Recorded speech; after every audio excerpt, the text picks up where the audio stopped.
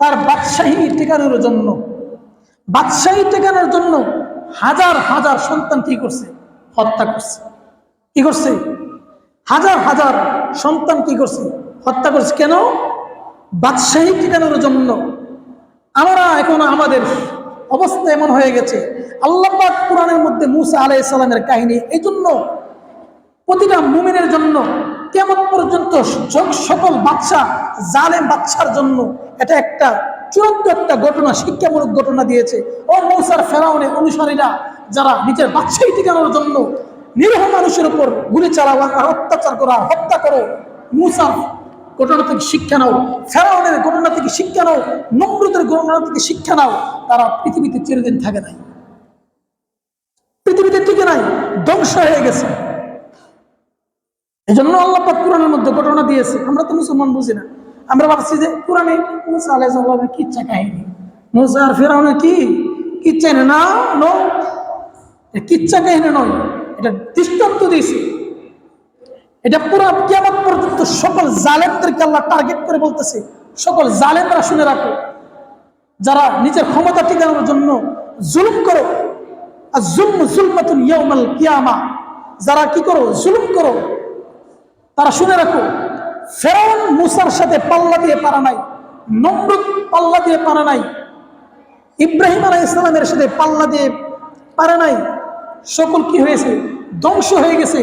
ঠিক কিয়ামত পর্যন্ত বাদশাহী টিকানোর জন্য, নিজের ক্ষমতা টিকানোর জন্য নিরীহ মানুষের উপর গুলি চালাও, পিস্তল ঠেকাও, হত্যা করো, তোমাদের একদিন ধ্বংস হয়ে যাবে। তখন বুঝবা আর জুলম জুলমাতুন ইয়াউমাল কিয়ামা, কিয়ামতের দিন তোমরা কেমন অন্ধকার রূপ ধারণ করবে। আমাদের শিক্ষা এটা। এই জন্যই ঘটনা, এই পরিপ্রেক্ষিতে ঘটনা আনছি আমি। মুসা আলাইহিস সালামের ঘরে কি করলেন? ফেরাউন বড় হতে লাগলেন, ফেরাউনের ঘরে মুসা কি করতে লাগলেন? বড় হতে লাগলেন, বড় হতে লাগলেন। মুসা আলাইহিস সালামের চাল চলন এখন ধীরে ধীরে তো নবী তো প্রকাশ পাইতেছে। ফেরাউন বুঝতেছে, ফেরাউন বুঝতেছে, ফেরাউনকে মুসা দাওয়াত দিয়েছিল কালিমার, গ্রহণ করে নাই, গ্রহণ করে নাই। শেষ পর্যন্ত কি হয়েছিল একেবারে সংক্ষিপ্ত ভাবে বলতেছে। ফেরাউন এখন মুসা আলাইহিস সালামকে কিভাবে হত্যা করবে সেই চক্রান্ত কি করলো? চক্রান্ত ফাঁদ পাতলো যে মুসাকে কিভাবে হত্যা করা যায়। কারণ মুসা যদি জানে তাহলে আমার ক্ষমতা আর নাই। কথা বলছেন নি? সময় নাই, ঘটনা মনে হয় আগামীকাল বললে, আগামী সপ্তাহে বললে ভালো হবে। যাই হোক, মূল কথা বলি, যারা অত্যাচারী হয়, যারা অত্যাচারী হয়, যারা মানুষের উপর জুলুম করে, নিরীহ মানুষের উপর জুলুম করে নিজের ক্ষমতা টিকানোর জন্য, আল্লাহ রাসূল সাল্লাল্লাহু আলাইহি সাল্লাম হাদিসের মধ্যে বলেন, বুখারীর এক হাদিস, অন্যায়ভাবে যাকে হত্যা করা হয় এটা তো সবচেয়ে বড় কবিরা গুনার মধ্যে একটা কবিরা গুনাহ। এবং কিয়ামতের ময়দানে সবচেয়ে বড় অসহায় সে হবে যে মানুষকে কি করলো? হত্যা করলো, নিরপরাধ মানুষকে হত্যা করলো। পরিষ্কার করে বলতেছি, আর ভিতরে রাখার সময় নেই। এখন ভিতরে চাইপা রাখা, ইঙ্গিতে বোঝানোর আর সময় এখন আর নাই। বর্তমান পরিস্থিতি নিয়ে বলি, বর্তমান সময়ের মধ্যে এই যে ছাত্রদেরকে নিরীহ আপনার আমার ছেলেদেরকে কি করতেছে? গুলি করে হত্যা করছে।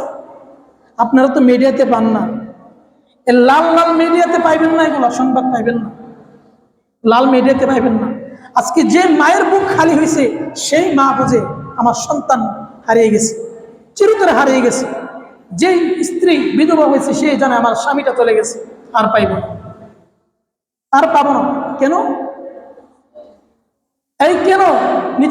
নিজের ক্ষমতা ঠিকানোর জন্য আজকে মানুষের উপর, নিরীহ মানুষের উপর ন্যায্য চাবি দ্বারা দিয়েছে। আজকে যারা শিক্ষিত লোক আছেন, এখানে যারা শিক্ষিত লোক আছেন, এত কষ্ট করে পড়ালেখা করার পরেও যদি নিজের শিক্ষাগত যোগ্যতা দিয়ে, যদি যোগ্যতা থাকার পরেও যদি, সার্টিফিকেট থাকার পরেও যদি ঘুষ দিয়ে চাকরি নিতে হয়, আজকে বলুন আপনার এই সমাজটা কতটুকু পর্যন্ত অধঃপতন হয়ে যাচ্ছে। আজকে এত শিক্ষা দীক্ষা, এত ডিগ্রিদারি অর্জন করার পরেও আপনার চাকরি হয় না। কেন? মামুদ দরকার, মামুর প্রয়োজন হয়, উপরে মামুর প্রয়োজন হয়, নিচে মামুর প্রয়োজন হয়, ডানে বামে শুধু মামু আর মামু। মামু না দিলে আজকে চাকরি হয় না। সেই জন্যই তো আজকে এই আন্দোলন। এর ন্যায্য দাবি না।